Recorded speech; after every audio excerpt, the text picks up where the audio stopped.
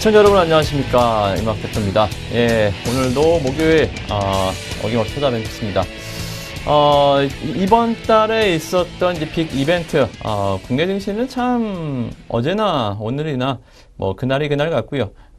변동성이 참 줄어들고 증시가 여전히 2000포인트 돌파를 하느냐 마느냐 참 지리멸렬한 공방들이 있습니다만, 그 사이 미증시, 유럽 이러한 그 FOMC나 22 통화정책회의가 모두 다 마감이 됐습니다.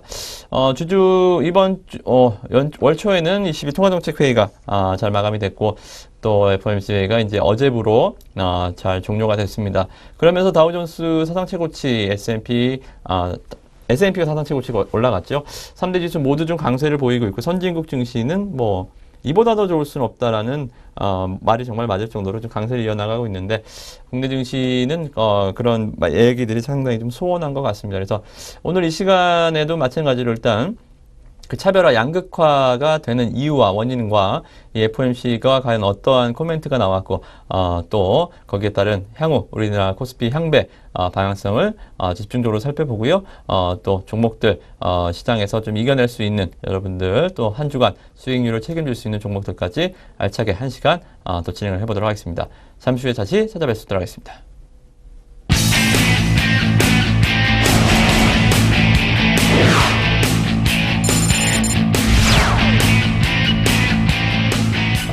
저랑 같이 외국인 기관 매매 국내에서 가장 잘한다 자부하는 전문가니까요.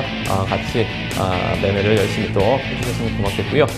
그리고 중소형주들 일단은 어렵습니다. 스몰캡, 시가총액 3천억 미만 종목들 커버리기가 상당히 힘든데, 이런 부분들도 저랑 같이 고민을 해결하신다고 한다면 좋은 결과 여러분들께 반드시 내드리도록 하겠습니다. 고맙습니다.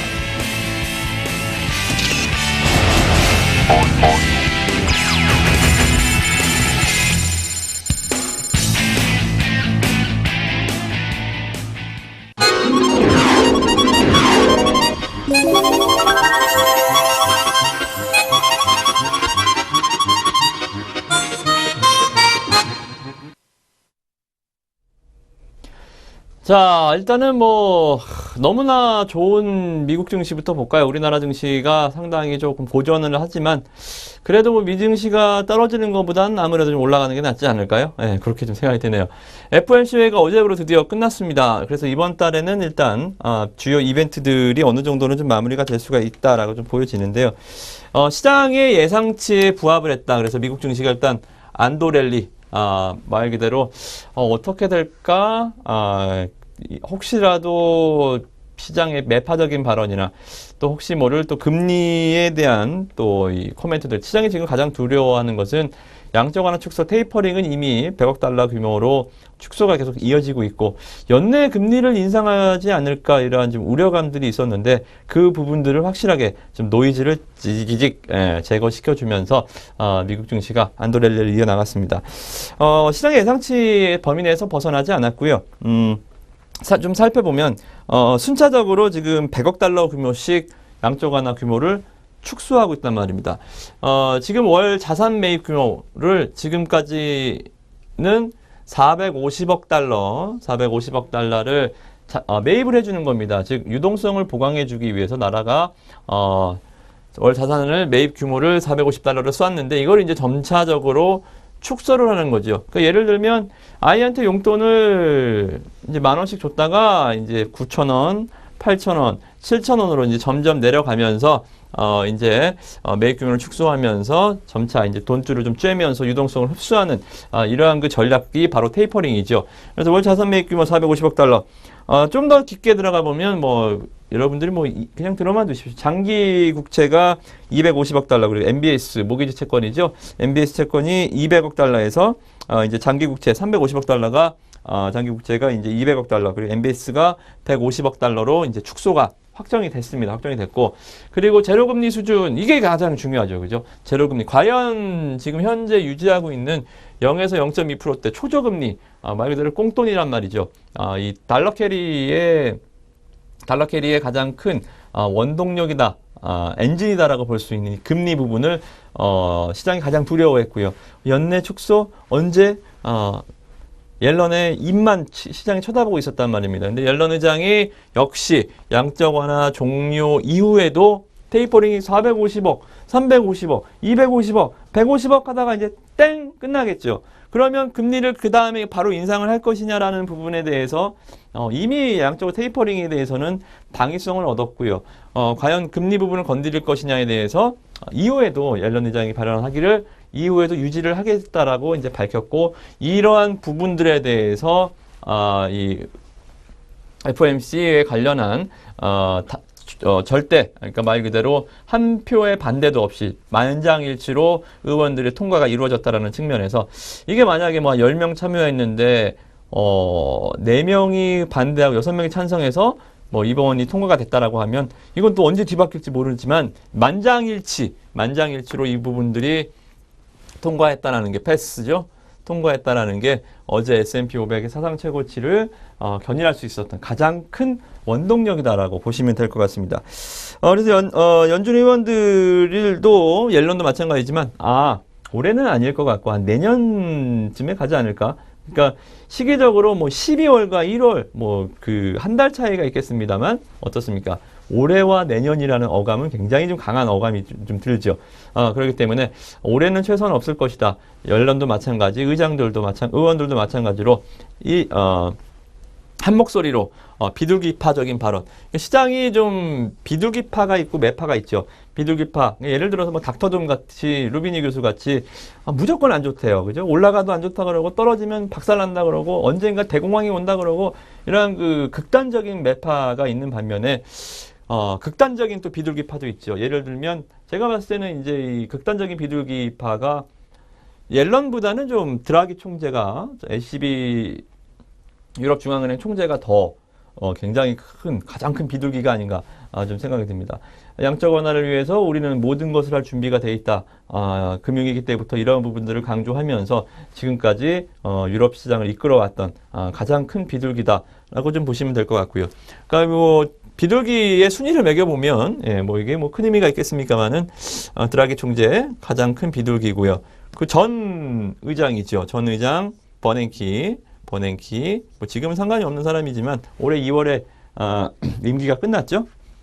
그리고 이렇게 해서 이제 옐런 의장까지 해서 일단은 지금 이것만 보더라도 세계 경제를 이끌고 있는 22 총재와 연준 의장이 비둘기 장의 성격이 굉장히 좀 강하고 실질적인 액팅이 없다 하더라도 항상 시장에 친화적인 괜찮아 더 좋아질 거야. 항상 이러한 그 시장의 센티멘탈적인 측면을 강조하고 이끌고 있는 양대 비둘기가 이번 6월 달에 가장 큰 이벤트였죠. 이 이벤트가 이번 어제부로 잘 종료가 됐습니다. 하지만 뭐 증시가 이렇게 해서 지금 증시를 그러면 정말 펀더멘탈도 따라주느냐? 확실히 센티멘탈은 강하죠. 주가가 이제 이성적인 부분이 있고 감성적인 부분이 있는데 확실히 감성적인 부분은 강합니다. 그죠? 근데 이 부분들을 조금 더 깊게 디테일하게 좀 살펴보면 일단은 이 글로벌 스탠스 자체는 IMF와 이제 세계 이제 3대 평가 기관이라고 볼 수가 있겠죠. 이제 IMF와 OECD 그리고 세계은행까지 글로벌 경제 성장률을 낮추고 있습니다. 경기와 이 지수와의 상관계수는 무조건 정으로 가야겠죠. 그죠? 무조건 정으로 가야 되는데 글로벌 경제 성장률을 하향 조정하고 있음에도 지금 유럽 증시, 미국 증시는 계속 올라가고만 있습니다. 물론 국내 증시는 소외가 되어 있겠습니다만 아무튼 간에 글로벌 경제 성장률이 하향 조정하고 있다. 이러한 부분에도 그러니까 예전에는 미국 경기를 두고 글로벌 경제 성장률을 2.8%에서 한 3%대로 잡았었는데 2.1에서 하향폭도 굉장히 크죠. 2.3 정도로. 그죠? 거의 한 30% 정도의 이 경제 성장률을 하향 조정했음에도 증시가 이렇게 강하다라는 것은 즉 뭐다? 참 이게 색깔이 잘 안 나오네요. 예. 펀더멘탈과 주식이라는 게 이제 이성과 감성적인 측면이 있겠죠, 그죠? 펀더멘탈과 센티멘탈적인 측면에서 누가 이겼다? 예, 센티멘탈의 승리다, 그죠? 경제 성장률이 안 좋음에도 불구하고 이런 목표치도 하향 조정함에도 불구하고 증시가 계속 올라가고 있다는 것은 지금 장은 뭐다? 실적 장세가 아니다. 펀더멘탈 장세가 아니라 센티멘탈 장세다. 센티멘탈 장세는 뭐예요? 돈의 힘, 유동성 랠리다라는 것을 다시 한번 이번 3대 IMF, OECD, 세계은행의 경제성장률 하향 조정에서 우리가 한 번 더 확인하고 가는 이러한 좀 흐름이 좀 보여줬네요. 그래서 이제는 뭐 돌발 악재가 나오지 않는다라고 한다면 뭐 이러한 그 모멘텀을 바탕으로 한 센티멘탈이 워낙 좋거든요. 그죠? 센티멘탈이 좋다. 예를 들면 뭐 주택 경기가 조금 안 좋았어요. 지표가 조금 안 좋게 나오면 어떻게 해석을 하죠? 이게 힘들어지는 거 아닌가? 양적완화 테이퍼링 시기가 빨랐던 거 아닌가? 유동성 랠리가 이제 끝나는 게 아닌가라는 게 아니라 어떻게 됩니까? 겨울에 너무 추웠어요. 북동부 한파 때문에. 작년에 그렇게 추웠으면 올해는 안 추워질 법이 있겠습니까? 그죠? 근데 시장은 그것을 무조건적으로 좋게만 받아들이는, 괜찮아. 그죠? 추워서 그랬어. 그죠? 우리나라도 뭐 내수 소비가 좀 줄어들고 있습니다만, 세월호 영향이 커서 그래. 뭐 이런 식으로 자꾸 이제 스스로 위안하면서, 장이 이렇게 계속적으로 올라가는 듯한 이러한 미국 증시의 움직임 보여주고 있습니다. 근데 중국도 마찬가지 경기 저점 시그널이 강화되고 있다. 뭡니까? 경기 저점 시그널. 경기가 바닥을 쳤다라는 시그널이 강화되고 있단 말입니다. 그렇게 좋아지진 않아요. 그죠? 미국만큼 좋아지진 않고 있습니다만 더 이상 나빠지지 않는다라는 것. 즉, 뭐, 개별 주식으로 치면 차트가 막 주가가 안 좋고 기업이 실적이 안 좋아서 밀렸는데 여기서 더 떨어지지 않고 있다라고 해서 앞으로 좋아질 거야. 이런 막연한 기대감을 한단 말이죠. 근데 이게 뭐 쉽게 주식으로 비교해 보면 낙폭과 내주가 한 번 더 떨어지기 시작하면 그 하락은 정말 무섭거든요. 그죠? 근데 중국이 바로 이제 여기 상태에 있단 말입니다. 더 이상 떨어지지 않는 구간. 이게 더 떨어질지 여기서 반등을 줄지는 이건 아직까지 모르는 일이에요. 그죠? 근데 이것을 어떻게 또 해석한다? 중국 경기도 저점이구나. 즉 시장이 지금 뭐든 다 긍정으로만 지금 생각하고 있단 말입니다. 이런 것들이 지금 자산시장의 특징이다. 제가 지난주에 말씀드렸죠. 스페인과 미국의 금리 10년 만기 국채 수익률이 누가 더 높다? 미국이 더 높다. 즉 위험 자산에 대한 선호도가 굉장히 증가하고 있단 말입니다. 그죠? 그래서 이러한 부분들을 봤을 때 이게 과연 그럼 왜 그럴까요? 다시 도입부로 들어가보면 자, 요새 축구 월드컵 시즌이기 때문에 축구 잘 보시죠. 그래서 축구 용어를 한번 써보겠습니다. 투탑. 그죠? 투탑. 마리오 드라기 총재와 옐런 의장. 투탑의 골 결정력이 업그레이드 되고 있다. 그죠? FOMC 회의만 하면 그냥 슛을 쏴서 골을 넣어버리죠. 마리오 드라기 총재 ECB 통화정책 회의만 하면 그냥 슛을 쏴버린단 말입니다. 지금 유럽은 옐런의 이번 FOMC 얘기는 시장 예상치 그냥 뭐 답안지를 그냥 읽듯이 시장이 써준 답안지를 이렇게 읽어 하고 준 답안지를 그냥 읽었듯이 뭐 그렇게 스무스하게 지내갔다라고 한다면 드라기 총재의 6월 22 통화정책회의는 굉장히 공격적이었어요. 나올 카드를 다 내보내줬어요. 시장에서도 야 제가 저기까지 할까? 저기는 좀 안 할 것 같은데 너무 큰 선물을 주는 건 아닌가라고 할 정도로 예를 들면 하나 역금리 말씀을 드렸죠. 유럽 중앙은행에 돈을 넣으면 예치금을 내야 돼요. 보관료를 내야 됩니다.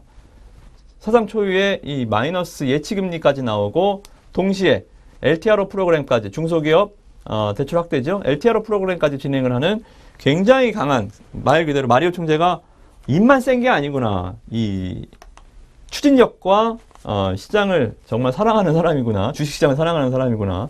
라는 것을 느꼈던 부분들이 바로 이번 6월 달에 이 빅 이벤트입니다. 그래서 오늘 뭐 이게 6월 달에 있었던 그 어떠한 그 글로벌 이벤트보다 가장 중요했었던 두 가지가 제가 생각했던 것보다 더 너무 좋게 또 저만뿐만 아니라 뭐 주식시장을 보는 여러 애널리스트들도 같이 공감을 할 겁니다. 이보다 뭐 더 좋을 수는 없었다.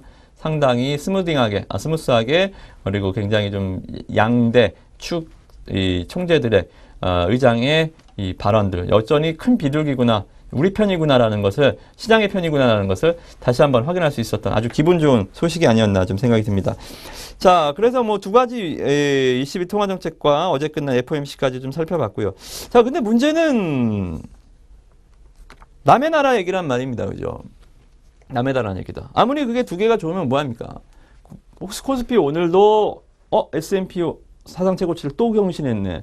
FOMC 회의 끝났네. 불확실성 해소되면서 미국 외국인 돌아오면서 증시가 오늘은 올라가겠지. 2000포인트 돌파하겠지 했지만 또 삼성전자가 연못 안의 고래. 우선주 포함 시가총액 20%짜리. 삼성전자가 또 지주회사 전환에 대한 부정적인 시각. 즉 뭡니까? 지난번에 말씀드렸지만 알맹이가 바뀌지 않고 포장지만 바뀌었는데 그 안에 포장지가 바뀐 거를 두고 이 값이 비싸질 이유는 없단 말입니다. 포장지는 뜯어버리면 그만이거든요.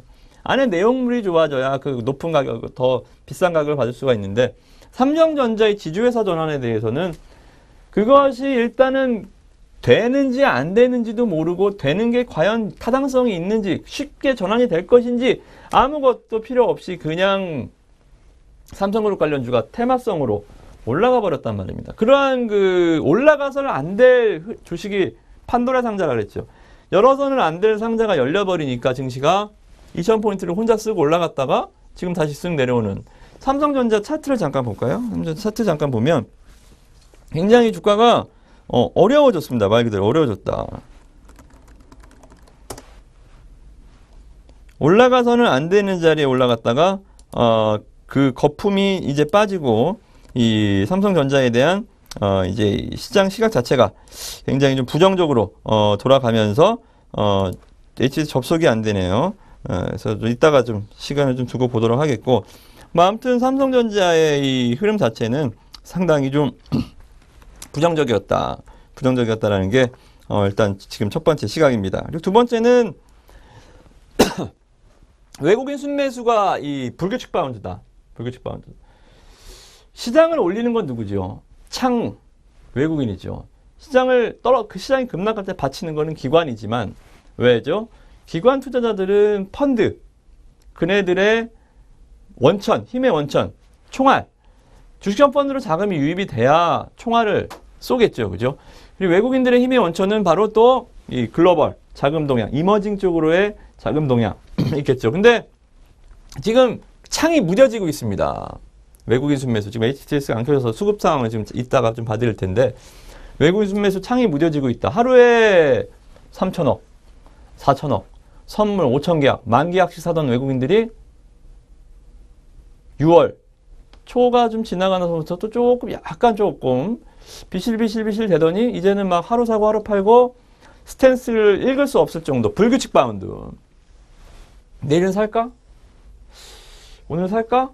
오늘 샀으니까 내일 또 사겠지? 읽을 수가 없을 정도의 매수 이런 식으로 불규칙 바운드로 진행이 되고 있단 말입니다. 그래서 이 유동성 스탠스는 뭡니까? 글로벌 자금의 이 스탠스는 아직도 긍정적이지만 내부적인 악재가 아직 너무 많다. 그죠? 우리나라가 증시가 제가 뭐 너무 우리나라 증시를 좀 안 좋게 보나요? 올라가기 위해서는 여러 가지 요인이 있겠습니다만, 자, 종목도 증시도 지수도 올라가기 위한 세 가지 요건이 있습니다. 첫 번째, 수급. 두 번째, 모멘텀. 세 번째, 주도주. 여러분들이 증시가 폭락할 때 코스피가 지금은 안 좋진 않죠. 좋지 않을 뿐이죠. 그죠? 겉보기에는. 근데 장이 한참 안 좋을 때 여러분들 그런 얘기 많이 들어보셨죠?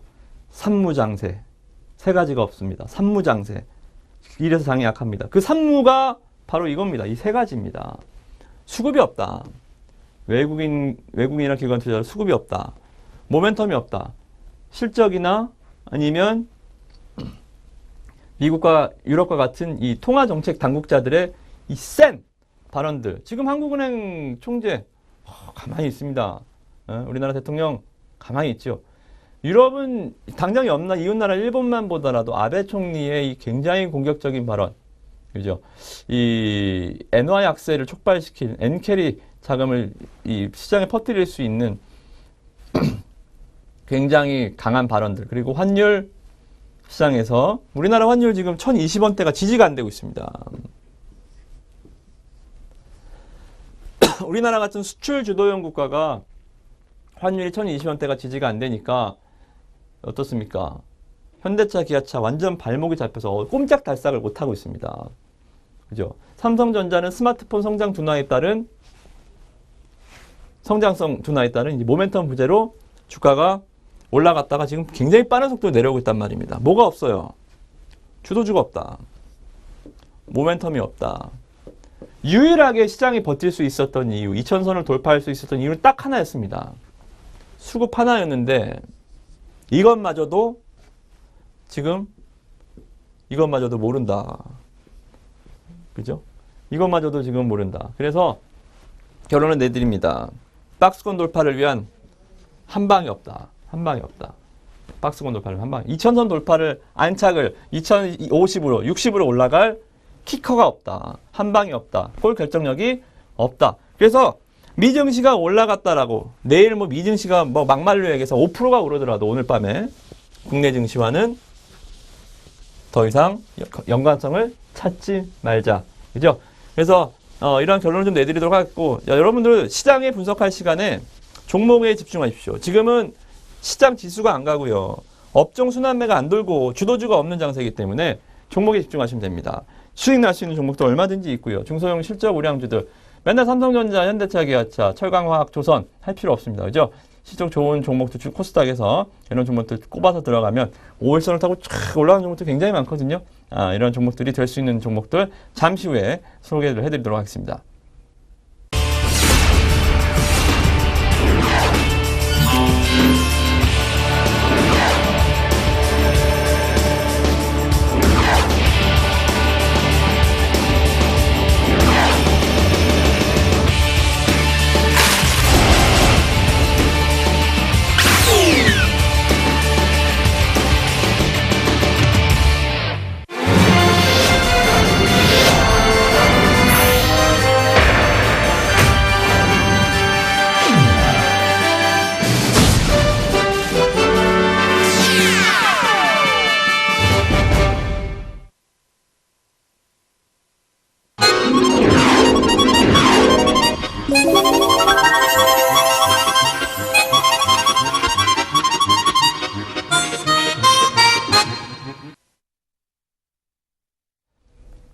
자, 종목군으로 바로 시간 관계상 또 오늘도 좋은 종목들 많이 갖고 와봤습니다. 시간 되는 대로 시청자분들께 소개를 해드리도록 하겠고요. 자, 첫 번째 종목은 대륙재간이라는 종목입니다. 이막 대표가 항상 종목을 볼 때 가장 먼저 보는 게 뭐라고 그랬죠? 실적이요? 수급이요? 차트요? 일단 다 봅니다만 가장 중요시하는 것은 바로 업황이다. 그죠? 시장의 떡볶이 가게로 제가 설명을 드렸죠. 떡볶이를 얼마에 파는지, 떡볶이를 얼마나 맛있게 파는지, 떡볶이 팔아 얼마를 버는지도 중요하지만 제가 가장 중요시 보는 점은 과연 그 시장에 사람들이 얼마나 왔다 갔다 하느냐. 붐비는 시장이냐. 그죠? 붐비는 시장에서는 쌀떡 안 팔고 그냥 밀떡 싼 거 팔아도, 그죠? 한국산 안 쓰고 중국산 고춧가루 써도 지나가는 객손님만 잡아도 웬만큼 돈을 벌죠. 그죠? 근데 아무리 쌀떡을 쓰고 한국산 고춧가루를 쓰고 나만의 이 레시피를 갖고 브랜드를 갖고 팔아도 시장에 돌아다니는 사람이 없으면 그 떡볶이 가게는 수익을 낼 수가 없겠죠. 그게 바로 제가 제일 주식을 볼 때 가장 먼저 보는 바로 업황. 업황이 과연 좋아지고 있느냐. 시장에 손님이 붐비느냐. 그죠? 그 부분들을 가장 먼저 봅니다. 자, 그러면 대륙재간이라는 종목은 뭡니까? 뭘 파는 기업이죠? 맥스. 자, 맥스. 맥주 파는 회사입니다. 아니죠. 예. 라디오 광고 들어보신 분들 많이 보셨을 거예요. 안 터져요, 맥스. 부탄가스 만드는 회사입니다. 부탄가스. 불에 던져도, 불에서 타도 이건 안 터집니다. 특허를 갖고 있죠. 전 세계적으로 특허를 갖고 있는 회사가 대륙재간밖에 없습니다. 맥스 부탄가스를 만드는 회사입니다. 그렇게 일단은 좀 알아두시고 일반관이 있고요. 부탄가스관이 있고 에어졸관이 있습니다. 좀 어렵지요? 관이 뭐냐? 제관 이런 기업들을 제관업체라고 합니다. 제관이 이제 알루미늄과 같은 이 금속재 판박을 주 원료로 해서 뭐에 들어가냐면 뭐 부탄가스도 만들고요. 그리고 대륙제관이 제품을 말씀드리면 그 에프킬라 아시죠? 여름철 이 에프킬라 만드는 깡통 그것도 대륙제관이 만드는 겁니다. 페인트, 식용유 이러한 그 금속 포장용기라고 생각하시면 돼요. 페인트, 식용유 이러한 그 제관들을 모두 다 이제 대륙제관이 만드는 회사다. 그래서 매출 비중은 맥스겠죠? 부탄가스. 에어졸관이 뭡니까? 에프킬라.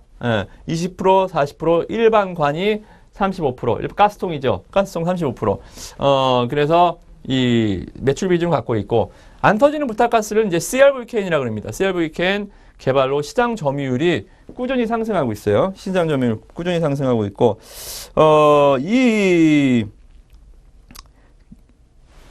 시장 점유율을 보면 전통적인 강자가 있습니다. 여러분들 슈퍼에 가시면 부탄가스 안 사보신 분 한 분 없으시죠? 대부분이 아마 맥스보다는 그냥 보이는 거 집으실 거예요. 그거 만드는 회사가 태양입니다. 태양 선연료. 태양. 이게 이제 시장 점유율 1위죠. 라면으로 치면 농심과 같은 기업입니다. 그냥 가장 먼저 집히는 게 바로 이 태양의 썬파워인가요? 썬파워. 빨간 용기 있죠. 빨간 통. 그거 만드는 회사가 바로 이제 태양의 MS1인데 이 태양의 시장 점유율을 지금 맥스가 빠르게 잠식해 가고 있습니다. 안 터져요 부탄가스 맥스가 2008년도에 이 시장 점유율이 얼마였냐면 18%. 형편없죠. 그죠? 특허를 갖고 있는데도 시장 점유율은 낮았어요. 왜죠? 이 태양의 썬파워가 매번 터지고 안전사고가 맨날 발생을 하고 시장에서 뉴스에서 막 그런 걸 때려주면 시장 점유율이 급격하게 올라가겠습니다만 얘도 기본적으로 잘 안 터져요. 그죠? 얘도 기본적으로 안 터지는데 뭐 굳이 안 터지는 걸 쓸 필요가 없지 않나. 이러한 시장 논리였죠. 그래서 시장 점유율이 굉장히 좀 굉장히 좋은 신제품을 개발했음에도 원래 제품과의 그러한 그 안전상의 크게 차이가 없었기 때문에 시장 점유율이 낮았는데 이러한 부분들이 이제 안전사고가 요새 좀 많죠. 그죠? 이러한 그 사고들이 계속적으로 발생을 하면서 작년까지 시장 점유율이 28%까지 많이 올라갔습니다. 28%. 그죠? 많이 올라간 겁니다. 그죠? 28%. 이제 조금 있으면 이제 태양을 이제 위협할 수 있는 그런 좀 위치까지 올라갈 수 있지 않을까 그렇게 좀 생각이 들고요. 그리고 이제 경쟁이 완화됐다라는 게 무슨 얘기냐면요. 경쟁이 완화됐다. 원래 경쟁이 완화되면서 점진적으로 가격 전가력을 회복을 한다. 가격 전가력을 한다. 예전에는 이 승일이라는 기업하고요. 제관업체 승일 상장사입니다. 이따 차트 보여드릴게요. 승일 그리고 이 대륙제관 그리고 한국 에어졸이라는 비상장사가 있었습니다. 한국 에어졸 이 세 개 회사가 시장을 나눠 먹고 있었어요. 나눠 먹고 있었는데 일단 승일이 1위였고 대륙이 2위였고 한국이 3위였습니다. 자, 3위 기업이 1위 기업을 잡고 대륙제관은 굉장히 강한 무기가 있잖아요. 인지도적인 측면에서는 시장을 이미 장식하고 있는 승리를 잡지 못했습니다만 점차 치고 올라오고 있단 말입니다. 확실히 틀린 제품. 안 터져요, 부탄가스죠. 그죠? 그리고 나름대로 또 특화된 공법이 있습니다. 이거는 여러분들 18 넥트인 캔이라고, 18리터 넥트인 캔이라고 이 가스통을 쉽게 말하면 통을 따다다다다다닥 18리터짜리를 안 터지게끔 쫙 이렇게 쌓는 이런 기술도 특허가 있더라고요. 그러한 그 기술력을 갖고 있기 때문에 기술력만큼은 이 세계 회사 중에 가장 짱이란 말입니다. 즉 다시 한번 떡볶이 가게로 얘기를 하면 얘는 원조집이에요. 원조 할매. 그래서 손님이 많아. 맛있는지 안 맛있는지 일단 사람이 많으니까 가서 먹는단 말입니다. 뭐예요? 가장 먼저 눈에 띄니까 그 제품을 산단 말입니다. 소비자들이. 원조집이에요. 자, 대륙제과는 짜장 떡볶이, 뭐 또 치즈 떡볶이 이런 신메뉴들을 기가 막히게 잘 만든단 말입니다. 점점 매니아가 늘고 있어요. 점점 원조에서 이로 내려오고 있단 말입니다. 저 집 원조집이라 했는데 맛은 여기가 더 있네. 그죠? 근데 그러면 한국은 뭡니까? 브랜드 경쟁, 원조집도 아니고 브랜드도 없고 특허도 없어요. 그러면 이 한국이라는 떡볶이집은 돈을 벌려면 어떻게 됩니까? 둘 중 하나를 죽여야겠죠. 뭘로? 가격으로. 그냥 무조건 싸게 파는 겁니다. 얘는 1인분에 3,000원 팔면 대륙도 3,000원에 팔죠. 3,500원에 못 팔더라도 특허를 갖고 3,000원에 같이 팔아버린단 말이에요. 가격을 품질로 붙자. 그죠? 가격을 낮게 안 책정하고 품질로 붙자고 1위 업체를 덤빈단 말입니다. 근데 한국이라는 기업은 품질로 붙지 못하니까 우리는 2,000원에 팔아. 그래도 안 돼? 1,500원에 팔아. 그러면 이 업체들이 둘이 경쟁하느라고 한국이라는 떡볶이집을 무시할까요? 가격을 올릴 수가 없습니다. 내리진 않아도 이제 뭐 물가가 오르고 철강 가격이 올라서 이게 바로 가격 전가력이거든요. 원재료 가격이 오르면 그러니까 밀가루 가격이 올라서 떡볶이 값을 조금 올려야 되는데 그죠? 얘가 하도 이렇게 가격을 내려버리니까 제품 가격 원가를 높이지를 못하는 거야. 그러니까 얘네들도 둘이 싸우느라고 정신없는데 이놈이 여기서 개판을 치고 있으니까 수익성이 안 나와. 시장 점유율은 굳건히 지키고 있고요. 매출도 계속 꾸준히 나오고 있는데 수익성이 안 높아져. 영업이익이 안 늘어난단 말입니다. 영업이익이. 이놈 때문에 한국이라는 한국 에어졸 때문에. 근데 드디어 자멸했습니다. 그죠? 가격으로 밀어붙이는 기업은 언젠간 시장에서 퇴출이 되겠죠. 드디어 한국 에어졸이 이제 나 더 이상 못 팔아먹겠습니다. 떡볶이 1,500원 팔았더니 난 더 이상 못 버팁니다. 둘이 잘 먹고 사세요. 짠, 시장에서 퇴출됐습니다. 자, 그러면 이 손님들이 다 어디로 갈까요? 이제 이 손님들은 내가 2,500원에 먹던 떡볶이를 3,000원 주고는 안 먹어. 그럴까요? 아니죠. 3,000원을 주고라도 이제 이거를 먹어야 된단 말입니다. 그죠? 그래서 이 승자독식, 이게 바로 이 자본시장에 나오는 승자독식의 원리죠. 가격 경쟁력으로 밀어붙이던 회사가 시장에서 퇴출당하고 살아남은 기업이 남은 파이를 다 가져가는 승자독식 논리. 그래서 바로 올해 실적 가이던스가 뭡니까? 사상 최대. 사상 최대. 여러분들이 농담이지만 이 사자성어 주식에서 이 사자성어를 꼭 기억하십시오. 사상 최대. 예? 뭐 냉면 계시 이런 사자성어가 아니라 예, 사상 최대라는 이 네 가지 사자성어가 아니라 이제 단어겠죠, 그죠? 이 사상 최대라는 얘기를 여러분들 꼭 염두에 두셔야 됩니다. 기억하셔야 됩니다. 그래서 올해 드디어 한국 에어졸이 시장에 퇴출됨에 따라서 대륙제관이 올해 실적이 터진다. 영업이익이 140억 이상 나올 걸로 일단 예상이 되고 있고요. 이번 1분기만 보더라도 벌써 치고 들어갔겠죠. 그죠? 이번 1분기도 사상 최대 실적을 이미 내고 갔기 때문에 이변이 없는 한, 그죠? 이변이 없는 한, 일단은 실적이 굉장히 좋겠다. 자, 제가 뭐 기업부터 먼저 말씀을 드렸는데요. 자, 업황. 제가 이막 대표가 왜 처음에 업황이 이렇게 좋다라고 하냐고 왜 기업부터 얘기하느냐? 일단은 자, 그러면 업황을 보겠습니다. 부탄가스라는 거는 어떤 업황이 돼야 될까요? 스마트폰, 뭐 이런 업황들이 있죠.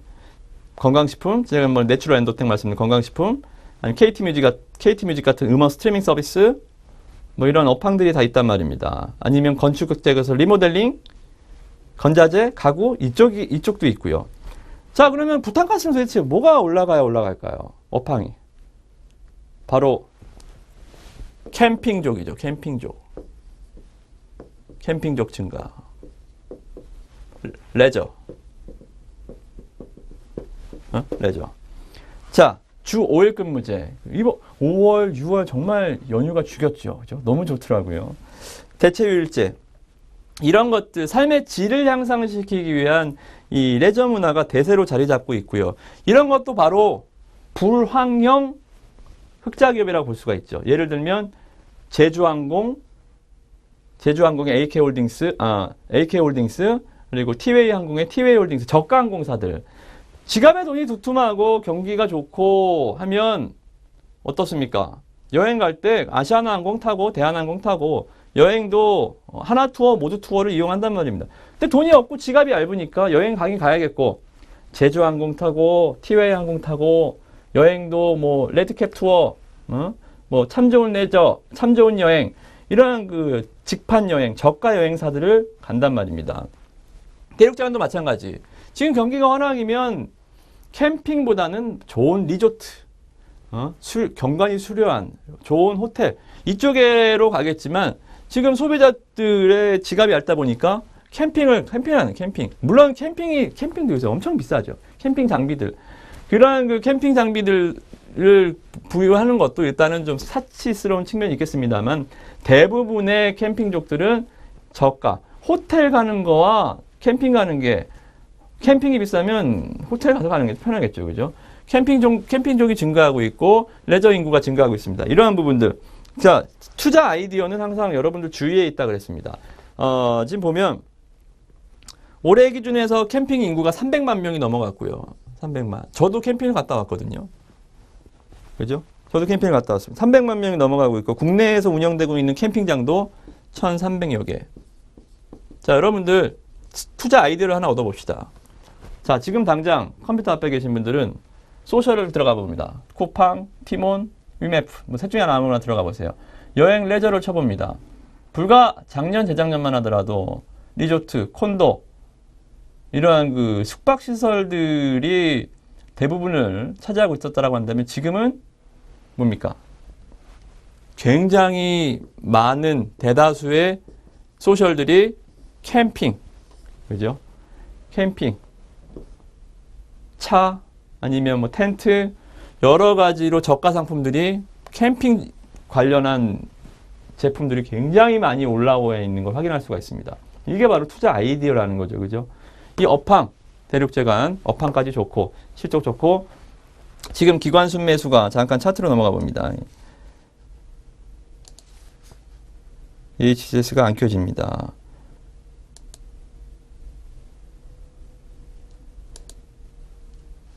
자, 아무튼 오늘 뭐 HCS는 뭐 여러분들 따로 찾아보시고요. 예, 기관 순매수가 벌써 지금 5거래일 연속 들어오는 걸로 확인이 되실 겁니다.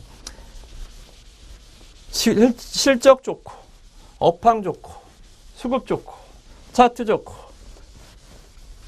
삼박자 여기에 시장까지 내일 양봉만 하나, 지수 코스닥 지수 양봉만 하나 내일 떨어져 주면 바로 신고가 치고 올라갈 수 있는 주식이니까요. 아직 여기 직전 고점, 신고가 직전에서 주가가 지금 걸려 있습니다. 예? 그죠? 올라가기 전에 미리미리 여기서 매집을 해두시면 한 1, 2주 정도만 가져가셔도 좋은 결과 있을 주식으로 말씀을 드리도록 하겠습니다.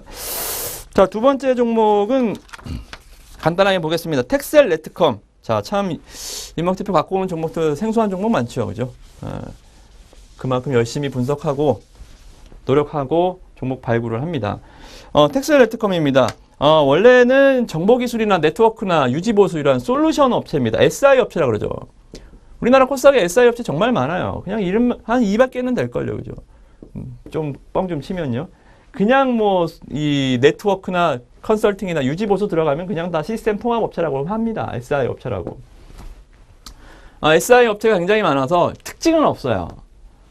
그냥 너무 많은 기업들이 다 통합적으로 SI 업체라고 하니까 특징은 없는데, 그러면 이명 대표가 업황을 본다라고 했는데, SI가 업황이 좋나요? 아닙니다. 업황이 좋지는 않는데, 이 종목은 제가 보는 관점은 업황보다는 다른 쪽으로 한번 접근을 해볼게요. 수문, 지주사.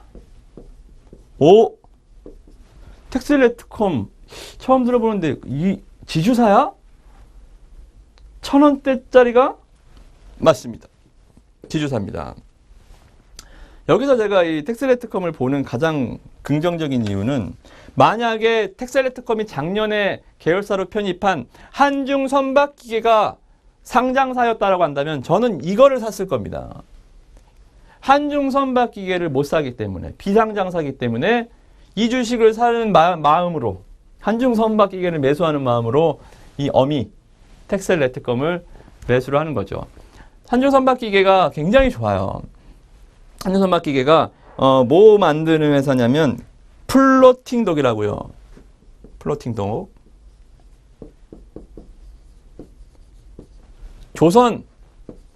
조선업황인데요. 조선업황. 틀려요. 현대중공업, 삼성중공업, 현대미포, 대우조선해양보다 훨씬 좋습니다. 물론 굉장히 작죠. 그죠? 굉장히 작지만 강소기업, 대기업과 매출 부분에서는 전혀 아예 비교 가치가 안 되지만, 다윗과 골리앗이지만 나름대로 자기가 하고 있는 분야에서는 장인이다.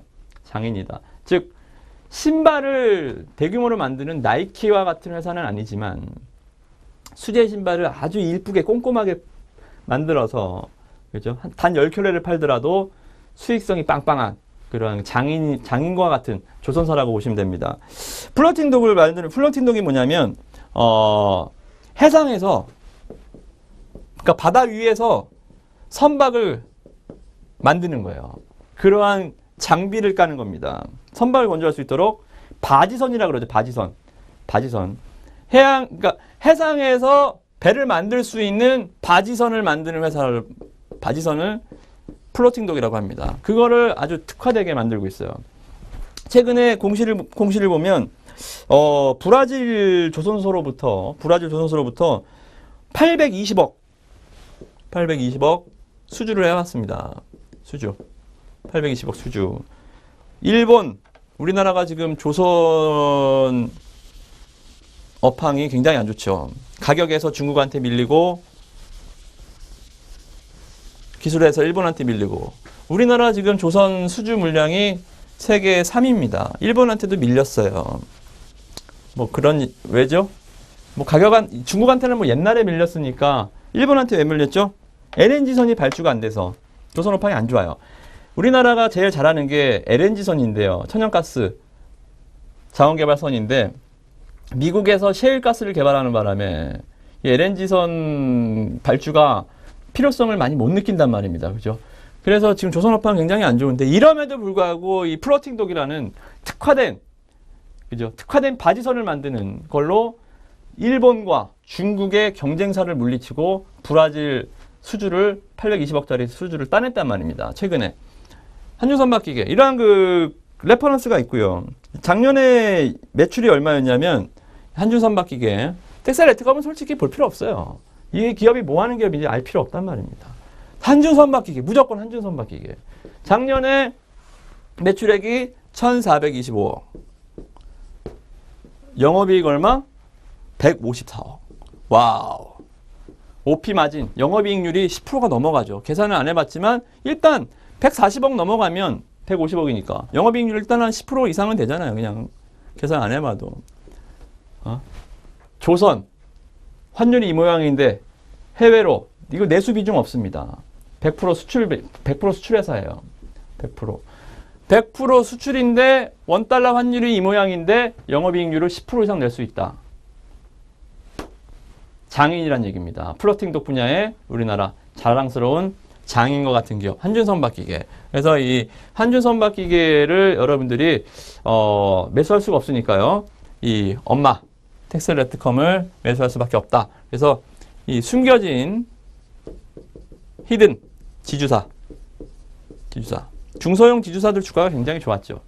그죠? 뒤에 홀딩스 코스맥스, 한국콜마홀딩스, 뭐 일진홀딩스, 또 뭐 있습니까? AK홀딩스, 뭐 중소형 지주사들이 굉장히 좋았어요. 그죠? 이 분야, 이 숨겨진, 왜? 이거를 몰랐기 때문에.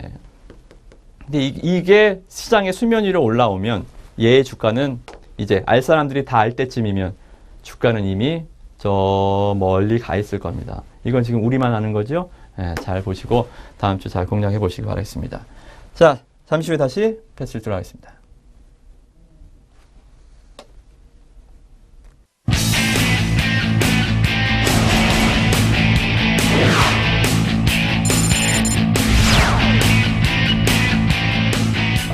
저랑 같이 외국인 기관 매매 국내에서 가장 잘한다 자부하는 전문가니까요.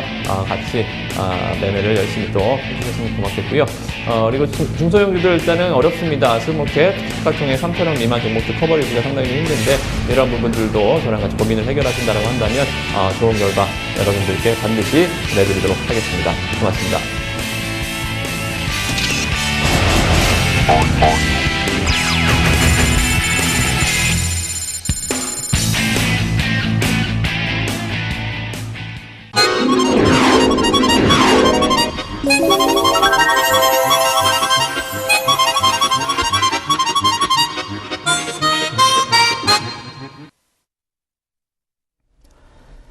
자, 시장 너무 고민하지 마십시오.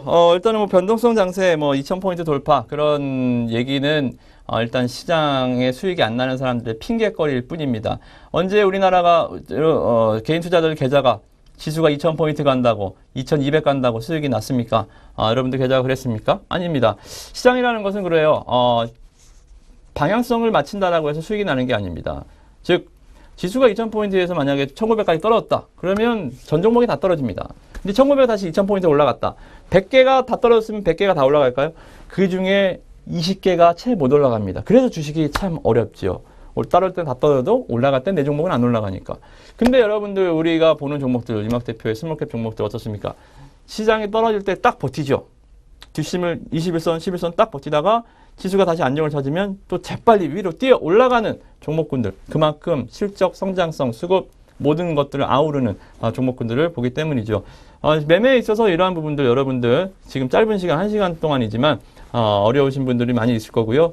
제가 이제 방송이기 때문에 여러분들 고민 상담을 못 해드리지만 내일 또 방송을 통해서 온라인 방송을 통해서 여러분들 고민까지 다 풀어드릴 테니까 방송 많이 참여해 주시고 언제나 문은 열려 있습니다. 온라인 방송 저와 같이 하실 분들은 언제든지 문의 주시고 또 도움을 청하시면 제가 언제든지 손을 뻗어드리도록 하겠습니다. 자, 오늘도 굉장히 좀 변동성도 작고 좀 힘든 장세가 이어졌는데 고생 많이 하셨고요. 내일 또 건승하시고 또 좋은 주말 내일 모레 또 보내시기 바라겠습니다. 오늘 여기까지 하겠습니다. 고맙습니다.